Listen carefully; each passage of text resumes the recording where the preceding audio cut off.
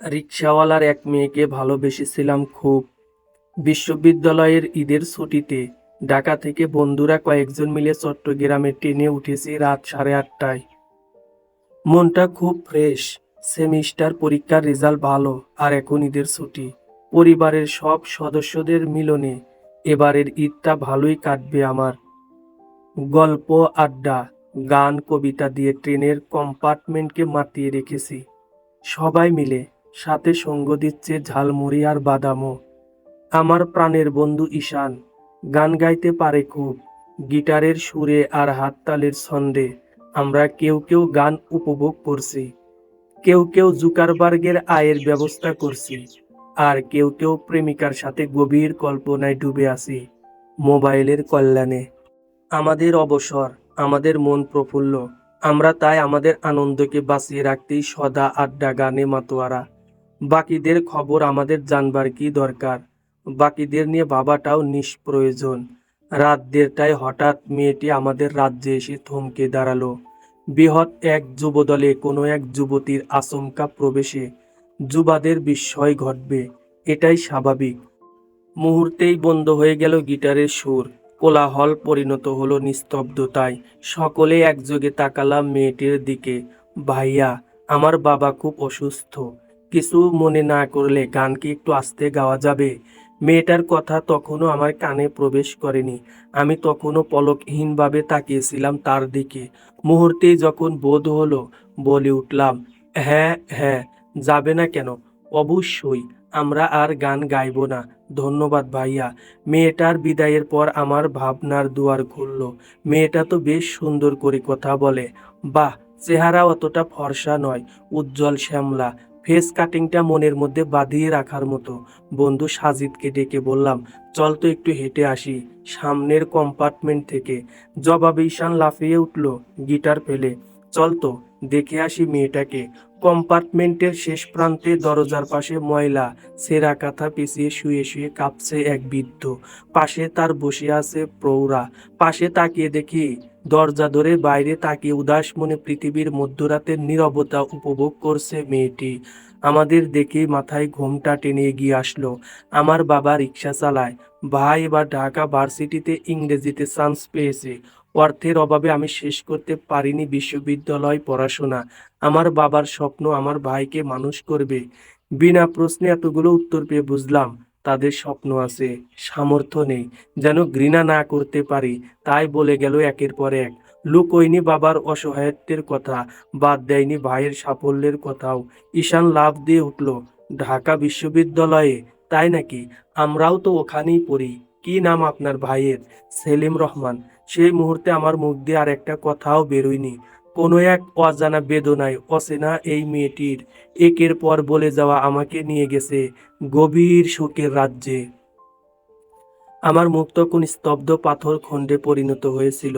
নিস্তেজভাবে ঈশানকে সমর্থন করে বললাম, হ্যাঁ, আমরাও ঢাকা ভার্সিটিতে পড়ি, ম্যাথ ডিপার্টমেন্ট, 4th ইয়ার। সেবারের ঈদটা আমার ভালো কাটেনি। বাড়িতে গিয়ে সার্বক্ষণিক ভেবেছি মেয়েটার কথা। কেন বা কিভাবে সে আমার মনের মধ্যে একটু একটু করে ঝেঁকে বসেছিল, তা আমার নিজেরও অজানা। হয়তো মেয়েটার অসহায়ত্ব মুহূর্তেই আমার চঞ্চলতা দূর করেছিল, নয়তো মেয়েটার সুন্দর মায়াবী চেহারা আমার অজান্তেই আমার মনে তার জন্য সৃষ্টি করেছিল গভীর এক অদৃশ্য মায়া। আমি মনের যন্ত্রণা চেপে রাখতে পারি না কখনো। হাসান, ঈশান, সাজিদ সহ সবাইকে বলেই ফেললাম বিষয়টা। বন্ধু মানে কি, কোনো এক সিরিয়াস ম্যাটার নিয়ে কথা বললেও পাত্তা দেয় না। এমনটাই ঘটেছে। সকলের অট্টহাসিতে পেয়েছি উপহাস, আর নিজেকে পরিণত করেছি তাদের বিনোদনের উৎসে। সে যাই হোক, ঈদ শেষে যখন ঢাকায় ফিরে আসি, তখন আমার মন ব্যাকুল হয়ে ওঠে মেয়েটার ভাইয়ের খোঁজ নেওয়ার জন্য। ঈশান আমার পরম বন্ধু। আমার জীবনে তার অবদান অনেক। তারই সহযোগিতায় ভার্সিটির প্রথম বর্ষের ইংলিশ ডিপার্টমেন্টে ওই নাম ধরে খোঁজাখুঁজির পর অনেক কষ্টে পেয়েছি মেয়েটার ভাইয়ের সন্ধান। সময়ের আবর্তনে ধীরে ধীরে সেলিমের সাথে পাতালাম গভীর মিতালি। ভার্সিটিতে সে নবীন, আমি প্রায় জ্যেষ্ঠ। তবুও আদর, সোহাগ, সহযোগিতা দিয়ে তাকে বানিয়ে ফেললাম বন্ধুসুলভ ছোট ভাইয়ের মতো। সেও আস্তে আস্তে করে আমার সাথে মিশে গেছে খোলাখুলি। সেলিমের কাছ থেকে জানলাম তাদের পরিবারের অনেক অতীত গল্প। সেলিমের বাবা রিক্সা চালক, মা ঘরে কাঁথা সেলাইয়ের কাজ করে। চট্টগ্রাম শহরের এক কোণে খড়ের পাতা ঘরে তাদের রাত্রি যাপন। তার বাবার স্বপ্ন ছেলে মেয়েকে একদিন অনেক বড় করবে। তার একমাত্র বড় বোন সাঞ্জু। বছর দুয়েক আগে অর্থের অভাবে সাঞ্জুর পড়ালেখা বন্ধ হয়ে যায়। ভার্সিটির দ্বিতীয় বর্ষের শুরুর দিকেই তার বাবা সর্বোচ্চ দিয়েও যোগান দিতে পারেনি অর্থের। বর্তমানে সেলিমের এই অবস্থায় তার পড়ালেখা চালিয়ে নেওয়ার ব্যাপারে তার বাবা খুবই চিন্তিত। রিক্সা বিক্রি করে দিয়েছেন সেলিমের ভর্তির প্রাথমিক খরচাদের যোগান দিতে গিয়ে। পরিবারের টানাপোড়েনের চোখের সামনে শুধু অন্ধকার ছায়া। অতিরিক্ত মানসিক টেনশনে তার বাবা এখন অসুখে কাতরাচ্ছেন। সেলিমের কাছ থেকে আরও জানতে পারি অনেক কষ্টে খোঁজাখুঁজির পর পাওয়া ক্লাস 10 আর ইন্টার ফার্স্ট ইয়ারের দুটো ছেলেকে টিউশনি করিয়েই সেলিমের দিন চলে। এখান থেকে কিছু টাকা নিজের জন্য রেখে দিয়ে বাকিটা পাঠাতে হয় বাড়িতে। সেলিমকে আমি বলেছি আমার ভালোবাসার কথা, সে রাগ করেনি, অবাক হয়েছিল। বলেছিল আমায় তাদের লেভেলের সাথে আমার লেভেল কখনোই মেলে না। হোক, তবুও বললাম আমি ভালোবেসে ফেলেছি সাঞ্জুকে। সেলিমের মাধ্যমে সাঞ্জুর সাথে ধীরে ধীরে পরিচিত হয়েছিলাম। নিতে চাইতো না, তবুও মাঝে মাঝে 2-4 হাজার টাকা জোর করে দিয়েছি সেলিমকে। গোপনে 1200 টাকা দিয়ে একটা মোবাইল কিনে সেলিমের মাধ্যমে সাঞ্জুর কাছে একটা মোবাইল কিনে পাঠিয়েছিলাম। সেলিমের মাধ্যমে তাদের বাড়ির জন্য মাঝে মাঝে সামান্য ফলমূল পাঠানোর উছিলায় সাঞ্জুর জন্য 2-1 বার পাঠিয়েছি চকলেট চুরি। সাঞ্জু কখনোই বলেনি সে আমাকে ভালোবাসে, কিন্তু যতবারই আমি কথা বলতাম তার সাথে ততবারই আমি হারিয়ে যেতাম গভীর কল্পনার সমুদ্রে। যেমন তার মায়াবর্তী চেহারা, তেমনি তার কণ্ঠ। আমি শুধু যেন তার স্বরেই শুনে যেতাম।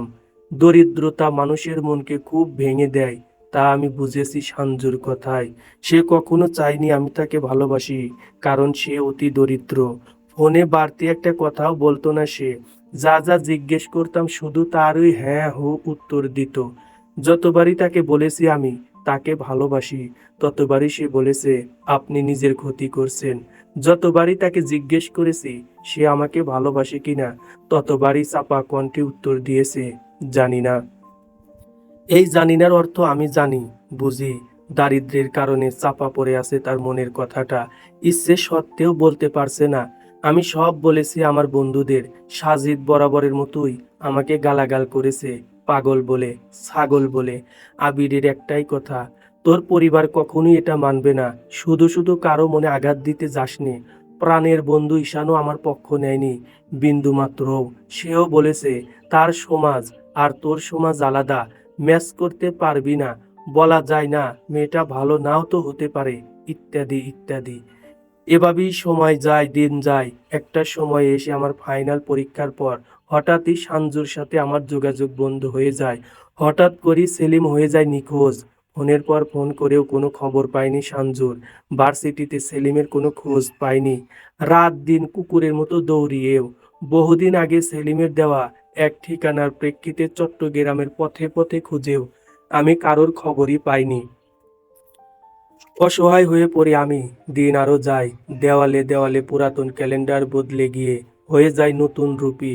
বন্ধুরা ব্যস্ত হয়ে পড়ে আপন জগৎ নিয়ে, আপন যন্ত্রণা নিয়ে। আমিও বন্ধুমহল থেকে সরে এসেছি অনেক দূরে। জীবনের প্রতি যেন হারিয়ে ফেলেছি আমার সমস্ত আগ্রহ। সেদিন আবিরের মুখে শুনেছিলাম সাজিদ আর ঈশানের বিয়েও হয়ে গেছে, আবিরেরও বিয়ের কথা চলছে। আর আমি তখনও অপেক্ষায় ওই রমণীর, যে আমার মন প্রাণ কেড়ে নিয়েছিল আপন মহিমায়। ঈশানের সাথে আমার এখন যোগাযোগ তেমন একটা নেই। সাজিদের সাথে একবার কথা হয়েছিল কিছুদিন আগে, জানতে পেরেছি সে বিবাহিত। ঈশানও বিয়ে করে সুখে ঘর করছে। সাজিদের কাছে আমি পাগলই কেবল। তার অদ্বিতীয় কথা, ফালতু চিন্তাধারা ঝেড়ে ফেলে বিয়ে করে ফেল। বোকার মতো কার আশায় বসে আছিস নিজেও জানিস না। কারো কথায় কান দেইনি, বাড়িতেও কিছু বলিনি এ ব্যাপারে। কদিন আগে স্থানীয় এক কলেজে চাকরি হয়েছে আমার। এখন আমার বিয়ের আলাপ আলোচনা চলছে। আমার কোনো চঞ্চলতা নেই, নেই কোনো আগ্রহ। এমত অবস্থায় হঠাৎ একদিন ফোন আসলো। বিশ্ববিদ্যালয়ে আমার নামে একটা চিঠি এসেছে। সঙ্গে সঙ্গে চলে গেলাম ঢাকায়। ভার্সিটির হলে গিয়ে চিঠির পুরনো খামটা সংগ্রহ করলাম। ব্যস্ত হয়ে টান দিয়ে খাম ছিঁড়ে চিঠিটা বের করে পড়তে শুরু করলাম। শ্রদ্ধেয় আরফান ভাইয়া, সালাম নেবেন। জানি না চিঠিটা আপনার হাতে পৌঁছবে কিনা, তবুও লিখতে হচ্ছে আজ। ভাইয়া, আপু খুব ভালোবাসতো আপনাকে, আর আপনি কোনো দামই দিলেন না। কেন ভাইয়া? আপনার চিঠি পেয়েই খুব কেঁদেছিল আপু, তবুও আপনার কথা মতো বন্ধ করে দিয়েছিল আপনার সাথে সমস্ত যোগাযোগ। আমিও মেডিকেল লিভ নিয়ে ইয়ার লস করে আপুর কথা মতো ফিরে এসেছিলাম আপনাকে কিছু না বলেই, কারণ আপু চেয়েছিল আপনি ভালো থাকেন। আশা করি এখন ভালোই আছেন, ভালোই থাকার কথা। তবু আজ বলি, আপনি কিভাবে চাইলেন ভালোবাসার মানুষকে অন্যের হাতে তুলে দিতে? আপু আজও বিশ্বাস করতে পারেনি আপনার চিঠির করুণ কথাগুলো। তাকে দেখি অবেলায় আজও সকলের অজান্তে সেই চিঠিখানার বাস খুলে নীরবে বুক ভাসায়। জানালার ফাঁক দিয়ে অন্তহীন আকাশের দিকে চেয়ে সে আজও মেঘের মধ্যে খুঁজে বেড়ায় আপনার ছবি। আজ আপুর অজান্তেই আপুকে লেখা আপনার সেই নিষ্ঠুর চিঠিখানা আপনার ঠিকানাতেই ফিরিয়ে দিলাম। জানি না আপুর নীরব কান্না তবুও বন্ধ হবে কিনা। থমকে গেলাম। সঙ্গে থাকা আরেকটা পুরনো কাগজের বাস খুলে উত্তাল হৃদকম্পন নিয়ে পড়তে শুরু করলাম। প্রিয় সাঞ্জু, আজই আমাদের শেষ কথা। আমার বিয়ে ঠিক হয়ে গেছে। আমার দুর্ভাগ্য, আমি তোমার মতো একজনকে হারালাম। কি করব বলো? পরিবার আর বাবার সিদ্ধান্তের দাম দিতে এই বিয়ে আমাকে করতেই হবে। আর কখনোই কথা হবে না আমাদের। যদি পারো আমার শেষ ইচ্ছেটা রেখো। চিঠিটা যার হাতে দিয়েছিলাম সে আমার বন্ধু, খুব ভালো ছেলে। তুমি তাকে বিয়ে করে নিও। যদি আল্লাহর ইচ্ছে থাকে তাহলে হয়তো বন্ধুত্বের সুবাদে আবার কোনো একদিন আমাদের দেখা হলেও হতে পারে। আমার বন্ধু খুব সুখে রাখবে তোমাকে। তুমি চির সুখী হবে। বিদায়। ইতি তোমারই আরফান। আমি আবারও থমকে গেলাম। আমি দিয়েছি এই চিঠি। বিস্ফোরিত চোখে আবার পড়তে লাগলাম সেলিমের চিঠিটা। আরফান ভাইয়া, আপু কখনোই অন্য কাউকে বিয়ে করতে চায়নি। শুধু আপনার ইচ্ছা রাখতে গিয়েই বিয়েটা করেছে সে। আমরা এখন ভালোই আছি। আমি আবারও অ্যাডমিশন নিচ্ছি এবছর। বাবাকে এখন আর দুশ্চিন্তা করতে হয় না। কোনো অভাব নেই আমাদের, নেই অর্থের টানাপোড়েন। আমরা সবাই একসাথে এখন আপুর বাড়িতে থাকি। জানেন ভাইয়া, কেন এতদিন পর আপনাকে চিঠিটা লিখেছি? কারণ আজ আপুর কোল আলোকিত করে জন্ম হয়েছে ফুটফুটে ছোট্ট একটা মেয়ে সন্তানের। কিন্তু জানেন, তবুও আপুর মুখে হাসি নেই। আপু তো আপনাকে ভালোবাসতো, ঈশান ভাইয়াকে নয়। তাই আজ আজ ঈশান ভাইয়ার নয়, বাবা হবার কথা ছিল আপনার। ভালো থাকবেন। আর হ্যাঁ, ঈশান ভাইয়ার উসিলায় আল্লাহ আমাদেরকে ভালো রেখেছেন। বিদায়। ইতি সেলিম। সমাপ্ত। এই ছোট্ট গল্পটি আপনাদের কাছে কেমন লেগেছে প্লিজ কমেন্ট করে জানাবেন। ধন্যবাদ সবাইকে।